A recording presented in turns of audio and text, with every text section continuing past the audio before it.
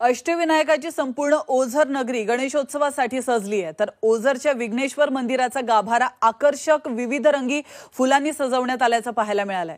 आज द्वार यात्रेचा चौथा दिवस असून आज लाडक्या बाप्पाचा जन्मोत्सव सोहळाही या ठिकाणी संपन्न होणार आहे आणि याचा आढावा घेतलाय आमचे प्रतिनिधी हेमंत चापुरे यांनी।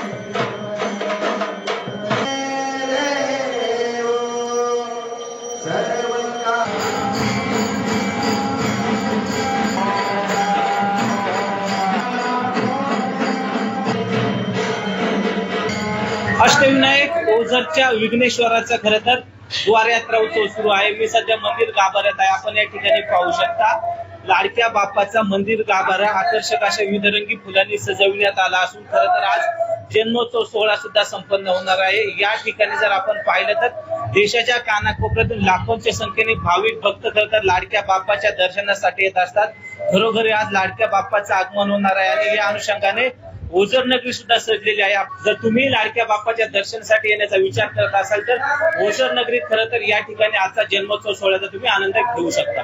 हेमंत चापुरे, झी मीडिया, ओझर, पुणे।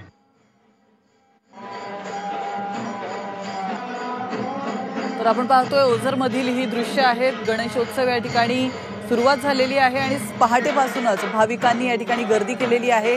शेकडोंच्या संख्येने ओझरच्या गणपतीचं दर्शन घेण्यासाठी आणि आरती करण्यासाठी भाविक या ठिकाणी जमा झाले।